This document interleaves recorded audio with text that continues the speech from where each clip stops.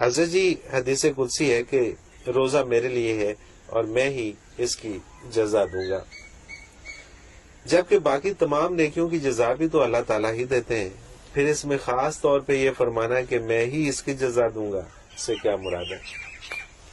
میرے بھائی، نیکی اللہ کی اطاعت ہی کا نام ہے، لیکن سارے اعمال میں کہیں نہ کہیں کسی نہ کسی کی مداخلت ہوتی ہے، کہیں بیوی بچے ساتھ ہوتے ہیں، کہیں دوست احباب ہوتے ہیں، کہیں دنیا میں ہوتا ہے۔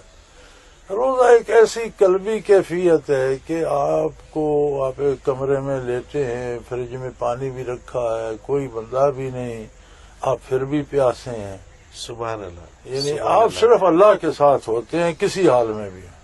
بے شک، تو بے شک، اب اس ساتھ ہونے کا اجر بھی کوئی خاص ہی ہوگا۔ ظاہر ہے، ظاہر ہے، کیونکہ اس وقت آپ پی سکتے ہیں، پانی بھی پی سکتے میں ہیں، نے کھانا بھی چھپ کے کھا سکتے ہیں۔ دیکھا میں ایک جنگل سے جیپ پر گزر رہا تھا، ایک تالاب کے اس جو بنا ہوتا ہے بند سا، اس کے اوپر سے مجھے جیپ گزارنا تھی، دوسری طرف سے ایک گرمی تھی، بڑی گرمیوں کے روزے تھے، ایک چروایا بھیڑوں کا ریوڑ لے کر آیا بکریوں کا، اور بھیڑ بکریاں پانی پہ ٹوٹ پڑی۔ اس نے چادر طے کر کے اس طرح رکھ کے تھوڑی سی چھائیں بنائی ہوئی تھی پیشانی پر ماتی، اس نے آرام سے چادر الگ رکھی، اپنی کلاڑی لاٹھی الگ رکھی، جوتے اتارے، پانی کے کنارے پہ ایک پتھر پڑا تھا، اس پر بیٹھ گیا، وضو کرنا شروع کر دیا۔ صحیح، میں سوچ رہا تھا کہ کس بے دردی سے جانور پانی پر ٹوٹے، یہ بھی انسان ہے، صبح سے ان کے ساتھ جنگل میں پھر اسے کس نے روکا ہے؟ یہ پانی نہیں اللہ پیتا، اکبر، یہ بیٹھ کر وضو کر رہا ہے، نماز ادا کر۔